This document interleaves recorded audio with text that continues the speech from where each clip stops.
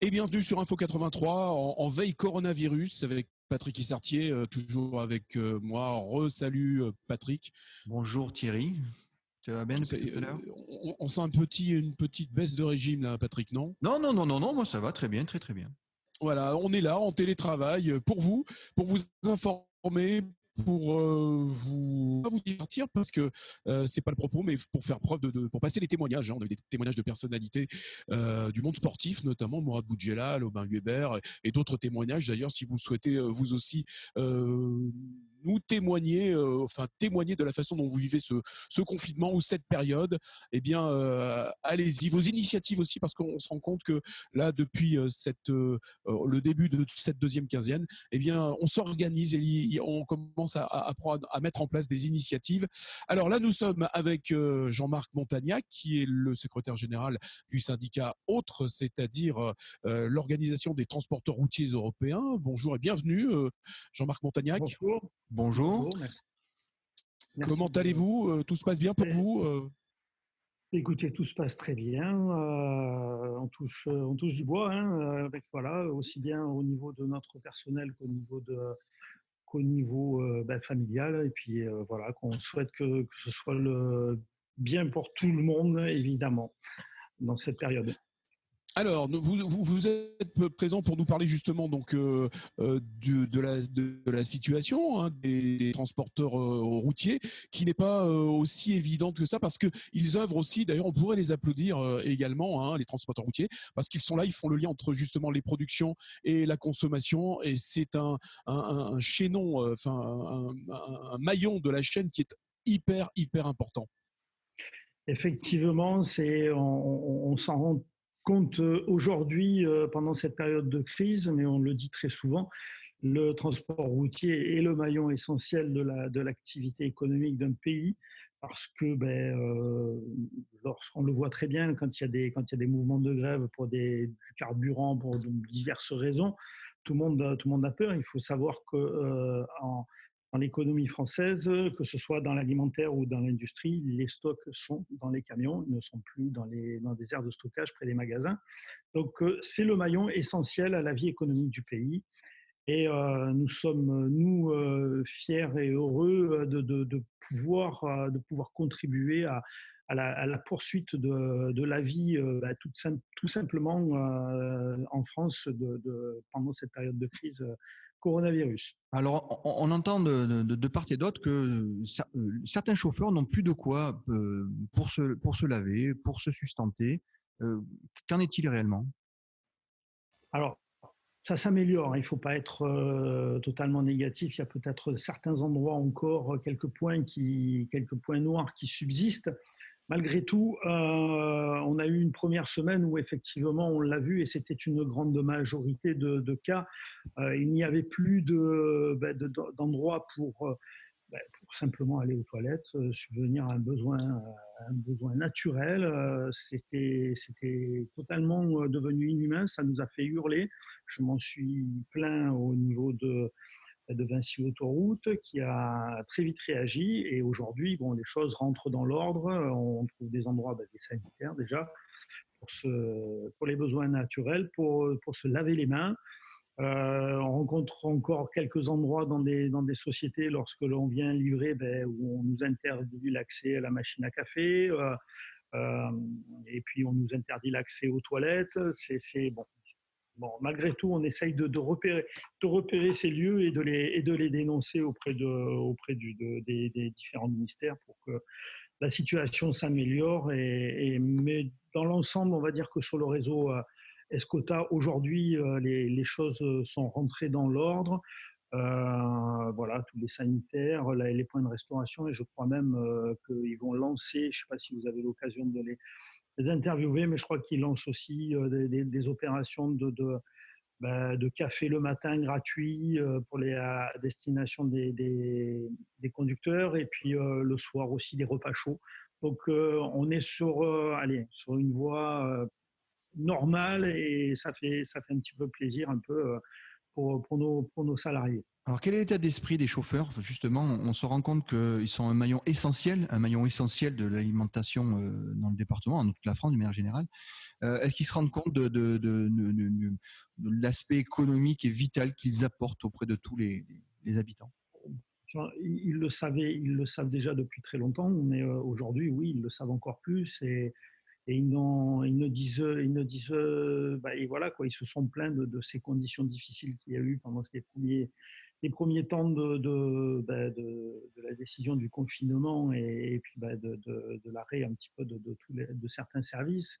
Mais ils poursuivent leur activité dignement et il faut leur reconnaître cette attitude. On a très peu de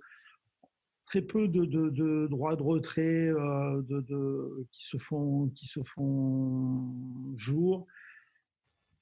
Peut-être que ça viendra avec avec le temps, parce qu'on nous demande de plus en plus, il y a des exigences en termes sanitaires et en termes d'hygiène, notamment qui sont édictées par le ministère avec des fiches conducteurs qui nous disent qu'il faut bien laver, désinfecter l'intérieur des véhicules.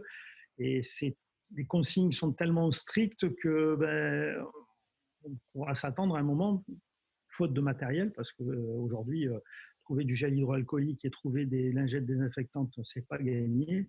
Donc peut-être qu'on aura des points où ça va couiner un peu, mais dans l'ensemble, non, les conducteurs et puis les entreprises font tout pour que justement leurs salariés soient protégés et travaillent dans des conditions d'hygiène optimales. Monsieur Montagnac, au-delà des transports alimentaires, enfin nécessaires pour les habitants, la profession souffre quand même parce qu'il y a beaucoup de transports qui sont arrêtés. La profession souffre. Oui, oui, oui, totalement. Hein. Nous, on fait des sondages réguliers depuis 15 jours pour connaître un petit peu la température et puis la situation de nos entreprises en PACA, hein, puisqu'on est un syndicat qui est régional. Euh, L'ensemble des activités donne 40% de baisse d'activité, toute activité confondue, sachant que nous n'avons pas spécifiquement que de l'alimentaire, nous avons aussi du transport de bennes en TP, nous avons aussi des ménageurs, nous avons des activités... Du transport de carburant également. Transport de carburant, voilà quoi, beaucoup... voilà. Alors, les transports de bennes, les transports des ménageurs sont totalement à l'arrêt, donc on est à 100% d'arrêt d'activité, quoi, hein. Et après, il ne reste plus que certaines activités industrielles qui sont un petit peu restées et qui n'ont pas encore redémarré ou qui redémarreront plus tard, mais pour le moment, on est concentré uniquement sur l'alimentaire et sur les carburants. Mais il va falloir s'attendre dans les prochaines semaines à une baisse d'activité de ce côté-là également, puisque des carburants, plus personne ne circule, donc on en a moins besoin. Et puis en alimentaire, les rapprovisionnements sont faits très régulièrement, donc maintenant les besoins vont se ralentir également, donc on va s'attendre un petit peu à une baisse d'activité de ce côté-là.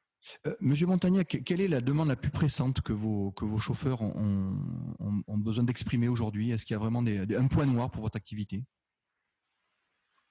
Pas particulièrement, j'ai pas de. Alors, sachant que moi, nous, on est une organisation patronale, donc c'est surtout des informations que me font remonter les chefs d'entreprise.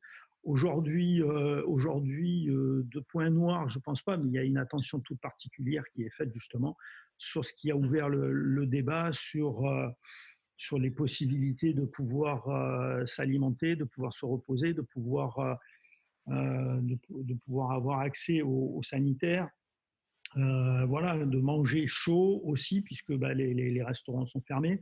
Mais bon, un petit peu partout en France, des systèmes se mettent en place aussi pour subvenir aux besoins de nos salariés.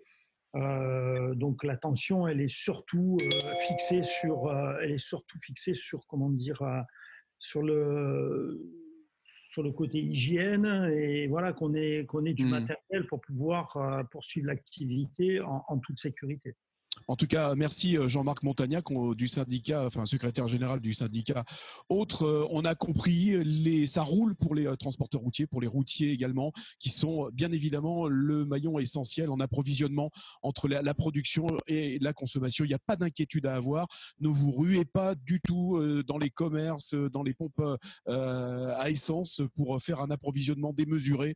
Voilà, donc tout va bien. Ils sont là et ils ont bien compris l'importance, on va dire la tragédie un petit peu de ce que nous vivons aujourd'hui, parce que c'est quand même une tragédie, en tout cas c'est une situation inédite, et puis ils répondent présents, les routiers. En tout cas on vous remercie Jean-Marc Montagnac d'avoir rassuré, d'avoir fait passer votre message, et de notre part on applaudit également les transporteurs routiers qui ont déjà en temps normal un métier difficile.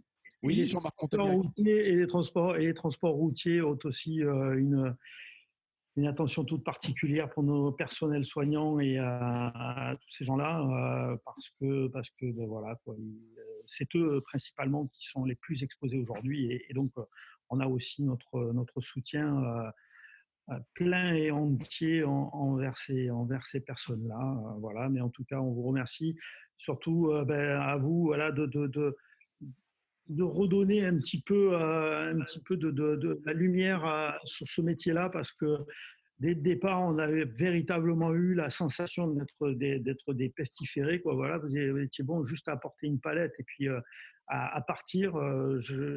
Moi, ça m'a mis dans des colères noires les premiers jours de savoir qu'on pouvait comme ça considérer, on fait même pas ça à un animal, quoi. Je veux dire, le gars, il vient de se taper 4h30 ou de route, il débarrasse sa palette, il demande simplement à aller aux toilettes et prendre un café, et on lui dit non, tu remontes dans ton camion et tu te casses, quoi. Donc c'était pas humain, ce genre de choses.